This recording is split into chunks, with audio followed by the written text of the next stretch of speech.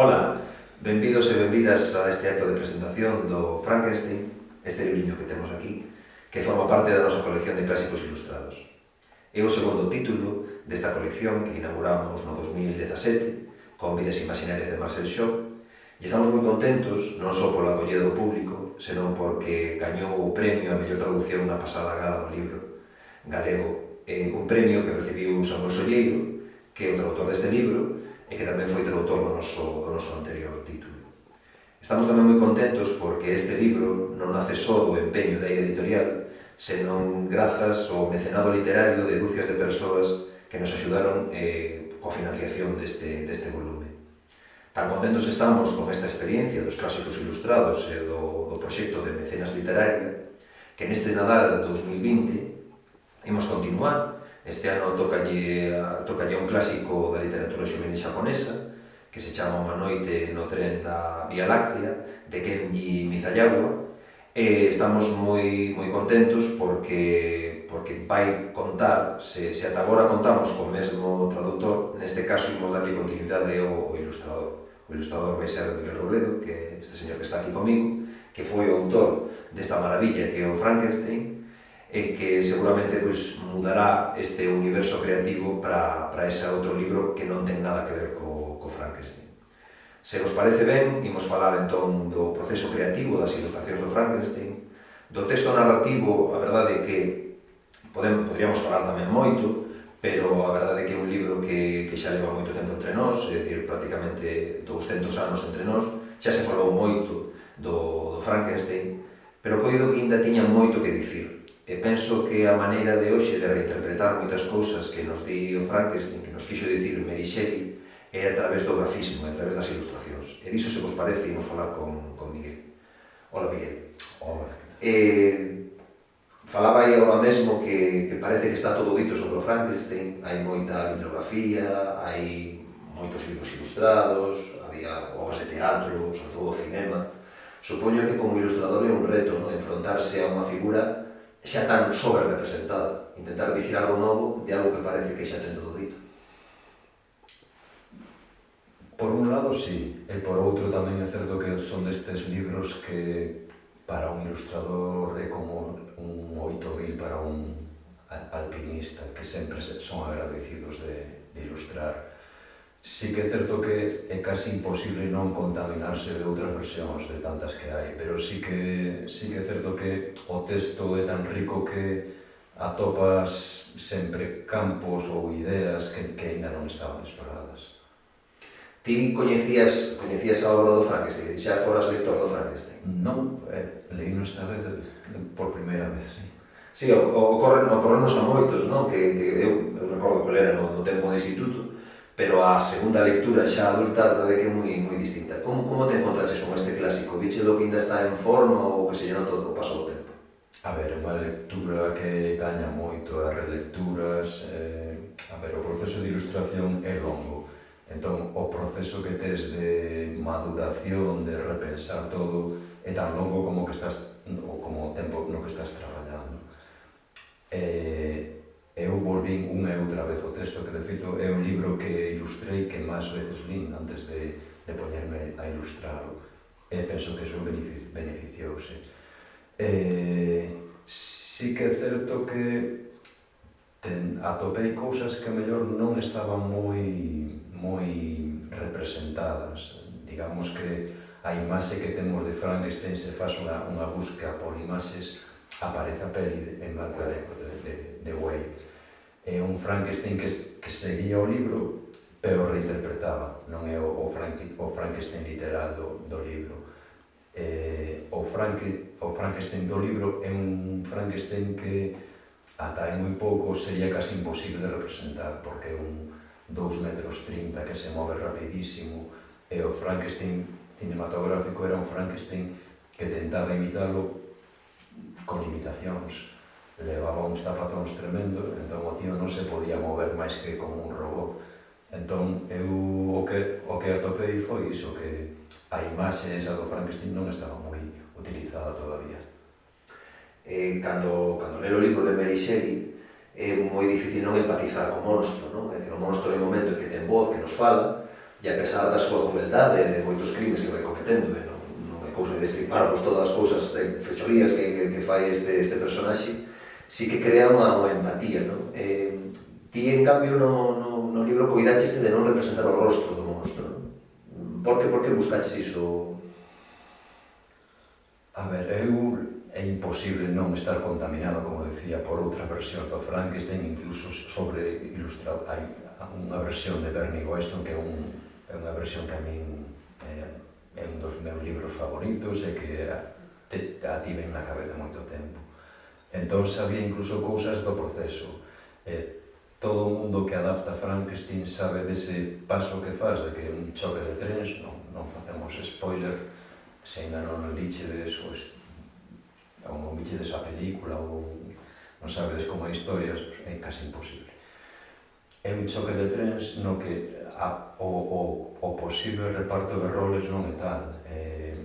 O monstro é un monstro que fai cousas horribles, pero sí que é certo que canto máis estás traballando na obra, máis vas empatizando con el. Eu teño a teoría de que eses roles presuntamente de bo ou malo precisamente daríales a volta. O monstro é un persoaxe ignorado, é un persoaxe que nace solo, é un persoaxe que o seu pai, o seu creador, renega del. Entón, digamos que é un choque de trenes e diría que, por outra parte, case que se tivese que facer o reparto de roles branco e negro, diría que o villano, o malo, sería o Víctor Frankenstein, por ser un ser tan egoísta, cansino. De feito, ti tes falado que unha das túas referencias para construir o monstro foi os cómics de superheróis, non? Sí, porque eu estaba lendo o libro, había varios elementos que se repetían, que é a capa. Se tes unha capa, prácticamente eres un superherói, se corres moito, hai varias descripcións que son casi superheroicas, que rompe cousas, ten moita forza, era inevitable, e acaba aparecendo referencias moi claras a Batman, placer culpable. O libro de Frankenstein inaugura prácticamente a literatura popular romántica. Como te imbuiches da época do libro? Tiveches en conta nas túas referencias gráficas o momento en que se crea o libro? A ver, son as filias e as folias, sempre acaba saindo o que che gusta e o que non che gusta. Son como vasos comunicantes. A mí sempre me gustou moito a pintura romántica, pero nunca tive a oportunidade de sacar eso nalgún traballo. O libro sorprendeume por iso, porque é un libro romántico. A paisaxe ten unha importancia moi vital na historia, están viaxando. Eu estaba vendo todo o rato imaxes, digamos que en cinemascope, grandes panorámicas. Hai unha exaltación da natureza evidente, hai tormentas, hai viaxes na auga, hai viaxes de noite. Para un ilustrador, vamos, estamos contentos, felices así. Alguna referencia concreta, algún autor da época que te inspirase especialmente? Hai moitos pintores, hai grabados de Doré que apareceron por aí, e logo hai conexións que hai, por exemplo, tamén é inevitable. Hai homenaxes a Blade Runner, a Alien, a Batman, a Sam Raimi, a cine, hai un pouco de todo.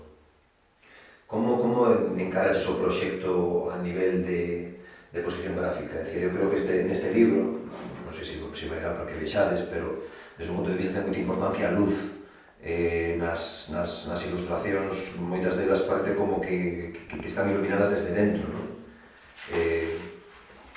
Hai un xogo moi forte coas contrastes nas que o autor sae moi ben parado. Como enfocaches ti? Tiveches en conta sobre todo a luz na escolla cromática? A ver, digamos que a luz pode condicionar moito a composición, pode condicionar a paleta de cor, e sí que é certo que falando de días, noites, falamos do mito de Prometeo, que é roubar o lume. Entón, sí que tentei xogar moito con ese concepto, pero era o que pedía o libro. Falabas antes de que é un libro que contra o que nos pode aparecer polas películas, porque nas películas case sempre queda en elipses ese mundo de viaxes, non? É un libro que transcorre en Suiza, en Francia, en Gran Bretaña, en Rusia, é dicir, hai muitísimas viaxes, tanto por terra como por mar. Claro, a paisaxe, ti falabas moi ben, non? Que pro romanticismo a paisaxe, sobre todo as grandes paisaxes, non? Cando a natureza se mostra soberbia, non é importante para eles. Desde o noso punto de vista de hoxe, que temos un coñecemento moi globalizado do mundo, non? Que vamos aí ao Google Maps e miramos os mapas por satélite, eu creo que no libro recolliches moi ben esa fascinación por algo que naquele momento era moi desconhecido, non? O que sí que abrumaba, non? Esa natureza que consiga abrumarte, non? Sí, digamos que a natureza daquela época, digamos que ao non haber a fotografía, os pintores, os grabadores cumplían esa función de representar pues, para todo, non só para o que é a pintura, senón para grabados de viaxes, todo iso. Entón, sí que é certo que é unha época que volvo ao símil de cinemascope, de formatos moi grandes, que definiron o que logo collería o impresionismo con outras técnicas e outras variacións, pero eu penso que sí que é certo que esa grandiosidade da paisaxe romántica é un dos puntos fortes e un dos puntos que tratei de sacar no libro, de aproveitar. Falábamos antes de Frankenstein como monstro, pero hai que falar tamén de Frankenstein como autor, como Victor Frankenstein. Antes falabas do contraste entre os dous personaxes, entre o creador e a criatura. A nivel de definición gráfica, hai unha escena, seguramente non a darei topada agora, pero hai unha escena na que aparecen os dous personaxes un frente ao outro. Como enfocaches esa diferenza, non? Falabas da diferenza de roles, supoño que tamén a nivel gráfico tamén buscaches que fosen personaxes diferentes. Home, son moi diferentes gráficamente, por estatura, claro, é evidente. E logo sí que o que comentabas antes de que non é un spoiler integral, esa é unha das escenas que están... Así, descontextualizada, non se sabe de que fala. Esa escena en concreto sai no libro e sorprendeume que non atopei nin en ilustración nin en cine. Fala un pouco do contacto físico. Digamos que o Frankenstein é un monstro o que ninguén quere ver. A relación entre Víctor e o monstro, digamos que é a relación entre un pai e un fillo, entre o creador e a criatura, é un dos grandes dramas do libro. Entón sí que é certo que o que dicía antes, de que é unha criatura que está escondida. Foi unha parte do proceso. Eu sempre que dibuixaba estaba escondido ou estaba a oscuras, digo os compañeros de traballo non sae. Entón é unha criatura, dime conta que é iso, que é unha criatura, o drama desta historia é que ninguén a ve, ninguén lle acepta o que din que o amor é a aceptación visual dunha persoa tal como é, coas súas virtudes e cos seus defectos. É algo que non lle ocorre ao monstro, é algo que non consigue co seu creador e que non chega nin a ter esa aceptación en vida. Antes falábamos que este proxecto está embarcado no programa de mecenas literaria que temos. Os mecenas, entre outras vantaxes que teñen acceso privilexiado á parte do proceso creativo. E non sei a ti como creador o que che supuxo esa certa concesión da tua intimidade dentro do proceso, non? Porque, por exemplo, os mecenas decidiron os marcapáxinas que se publicaron, teñen unha carpeta compartida onde vían bocetos, non sei como funcionou ese feedback, sabendo que hai unha xente que está pendente de como evoluciona o teu traballo. Eu penso que unha un plantexamento moi interesante. Digamos que isto é como facer un audio comentario ou un extra dunha película, e que son esas pequenas cousas que axudan a aportarte valor a esta edición. Entón, sí que é certo que, para agradecerles os mecenas, tiveron acceso a partes descartadas e partes en proceso antes que outra xente. Non tivemos a fortuna, por todo o que está pasando, de ir a librerías e ter esa pechar o círculo e falar con eles de volta, pero sí que foi algo interesante de facer e que imos repetir. Como é o teu esquema de proceso creativo? É dicir, és unha persoa que unha vez que sabes que tens que ilustrar unha obra, despois da lectura vas tomando notas, creas bocetos a man, e despois pasas ao formato digital. Como é ese brainstorming para acabar facendo maravillas como esta?